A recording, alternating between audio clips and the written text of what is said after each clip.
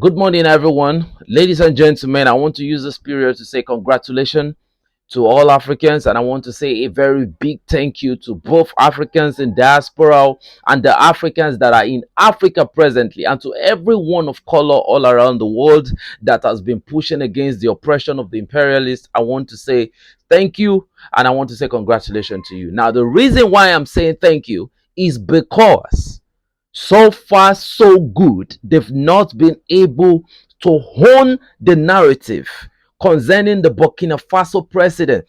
Do you know how big of a victory it is every time they try to bring up a narrative, and the next thing they receive is the people bringing that narrative down? That is what they do. They control the narrative, and that is where they set up the person they want to hit, and that is where they get him. They will first of all put up a narrative, and so far so good. The African youth, the African elders, the African kids have now understood who the real enemy is. Recently in Nigeria, that the drones they were seeing in this latest attack, they looked like Ukrainian and Israeli drones. First of all, when I saw the news, I looked at it that Ukrainian and Israel drones, like, what do they have in common with what is going on? Yes, exactly. It could be very, very, very, very true. In fact, right now, I believe it is true. The Western influence, the Western interest is so greedy, so selfish that if you know what this interest is all about, they don't want to lose an inch. And what they want is control. A control that keeps people forever under. I don't know where this power, this wish to control the narrative and to control the world is coming from. But it cannot continue. You know why China, Russia, North Korea is supporting Africa? Because these people have once upon a time in one place or at some time they've experienced what Africa is experiencing now. They've had this experience before. They know these people have no good thing, no plan, nothing for anybody. In fact, left to me, this whole thing of Cyril Ramaphosa begging Trump is the most embarrassing thing I've seen. I don't care about people's narrative. Let me tell you this. If the Afrikaners said that they are threatened or whatsoever and they are leaving, let them leave. In fact, when I hear white African, not the Northern Africa, when I hear white Africa in South Africa, it doesn't play normal in my head. South Africa, a white, what are they doing there? They are not the bona fide owner of South Africa. They only came to South Africa maybe to do tourism or something. So why are they there? And the way Cyril Ramaphosa have been begging is letting those people control the narrative. Now you can see that Donald Trump said none of his representative or himself is not coming to the G20 that will be hosted in South Africa. And Cyril Ramaphosa keep begging. Now I'm beginning to ask a question. Where does Cyril Ramaphosa feel more comfortable? Is it with the white skin or with the black skin? It means only one thing. The elections in South Africa has always been sabotaged, because if not, Cyril Ramaphosa should not be there. I don't even believe that Cyril Ramaphosa is the people's choice. It's the Western influence. To me, I feel like Julius Malema should be the president of South Africa at this point.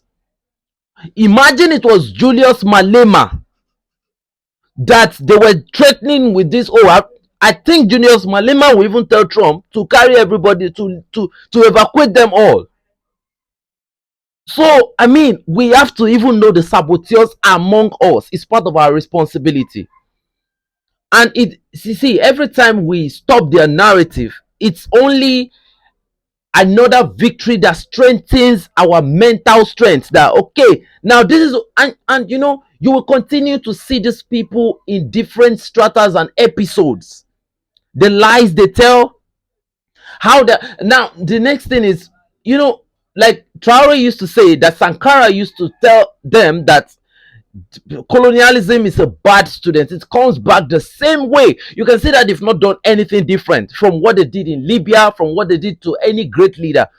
They try to manipulate the narrative, and that is why Michael Langley is angry. If you look at the biggest statement, he said America's interest is what he is trying to protect, and he said another thing: an American interest is never a good interest.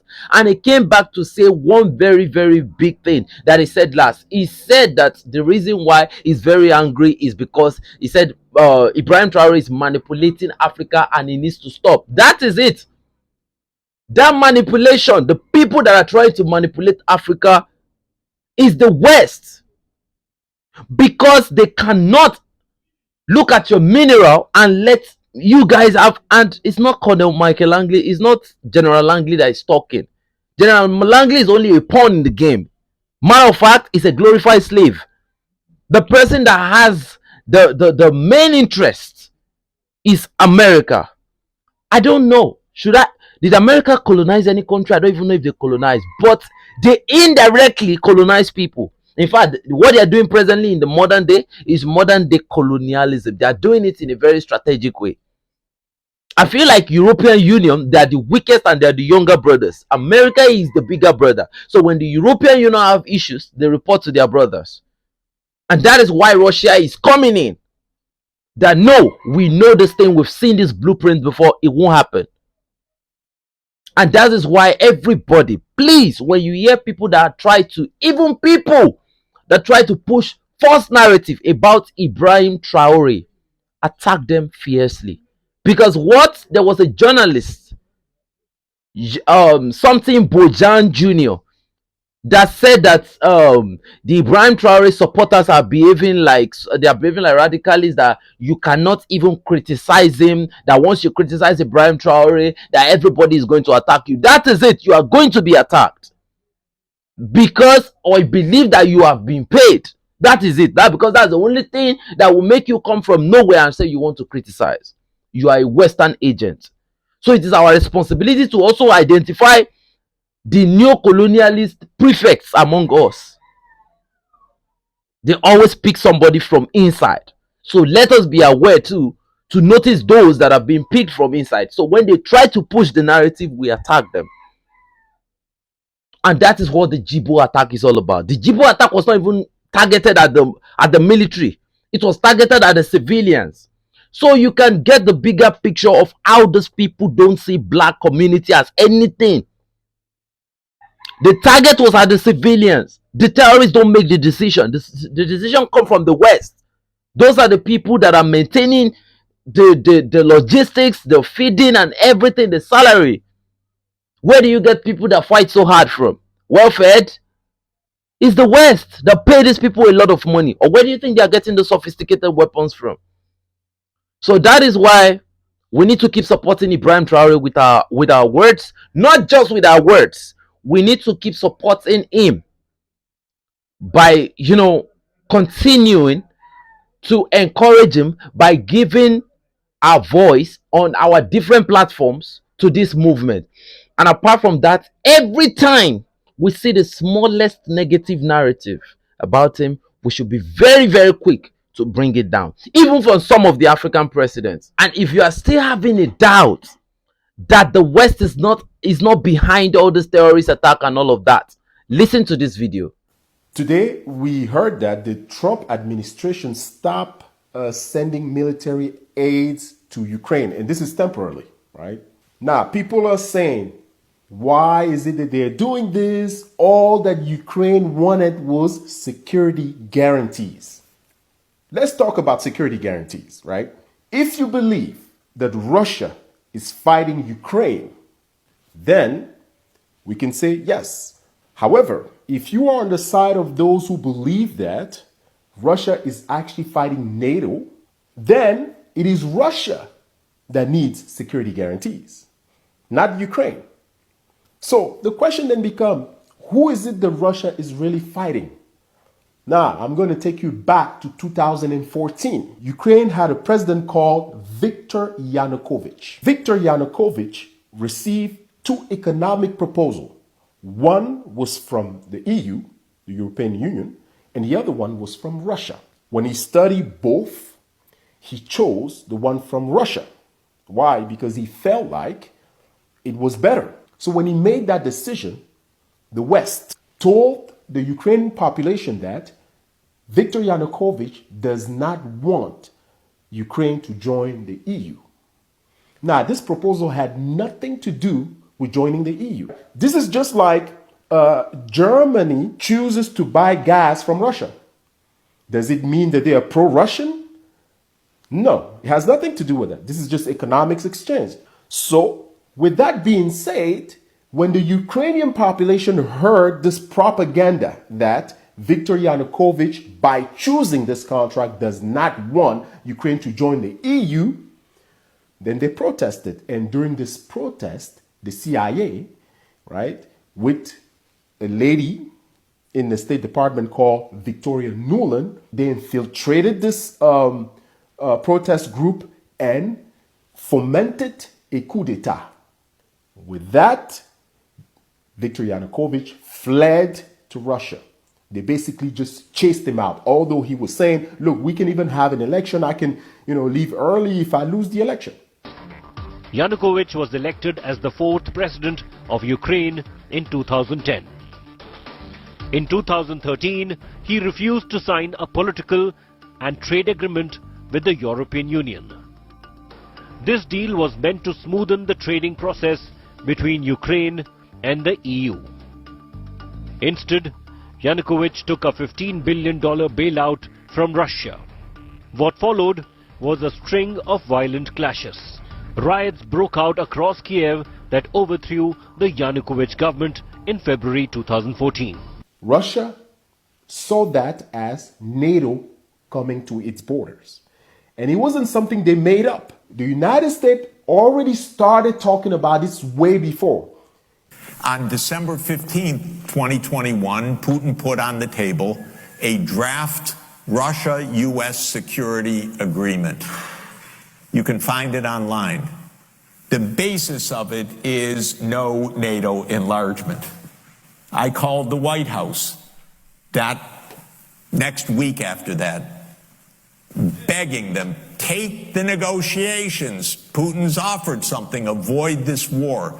Oh, Jeff, there's not going to be a war. Why don't you announce it? And he said, no, our policy is an open door. This is Jake Sullivan. Our policy is an open door policy. Open door for NATO enlargement. You don't have your right to put your military bases anywhere you want and expect peace in this world. First, the West, the United States in particularly, remove an elected leader from a sovereign country. And second, they want to bring NATO to the doorstep of Russia.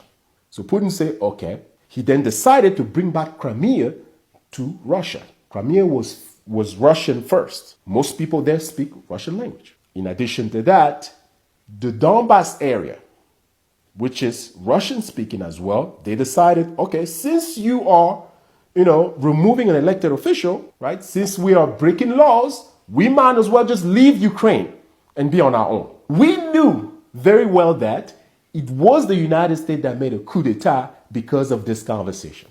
2014, the United States participated actively in the overthrow of Yanukovych. A typical U.S. regime change operation, have no doubt about it.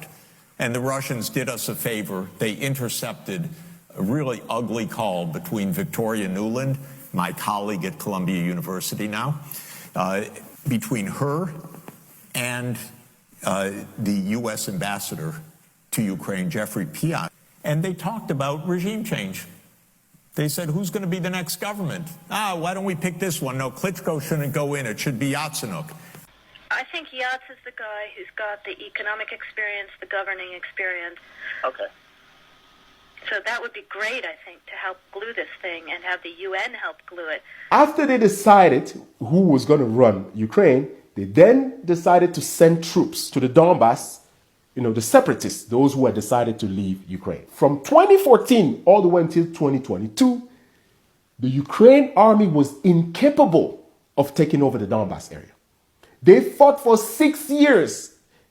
And every single time they fought the Donbass kept pushing them back. Of course, they had some help from some mercenary in Russia.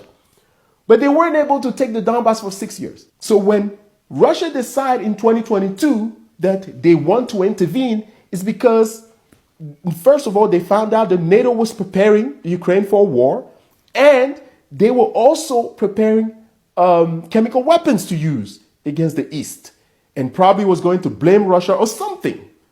So their plan was that, Ukraine will go on ahead and take the Donbass area, and then after that, go back and take Crimea. Then NATO will just install everything they wanted to install like that. And Russia will be obligated to accept it because Russia would not go to war with NATO.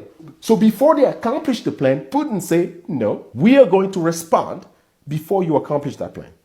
So when you look at the Ukraine army today, 70% of that army is NATO. The Ukraine army on its own could not even take the Donbass. What makes you believe that they can fight Russia? Most of the soldiers in there come from NATO as mercenaries because they don't want, people to know that they're NATOs, but we all know that. The weapons come from NATO. The instructors comes from NATO. Where do they train? In Europe, in NATO's camps. Ukraine only have about 30% of soldiers in there. So we have more evidence to show that Russia is fighting NATO. And so since Russia is fighting NATO, then the security guarantees must be given to Russia, not Ukraine. What security guarantees Ukraine needs when Russia is not after them? And Trump knows that very well. That is why Trump does not want to give security guarantees to Ukraine. Because the narrative of the West doesn't make any sense. They're telling you that Putin just got up for no reason and attacked Ukraine. That's it. Nothing provoked it. They want you to remember that it happened in 2022.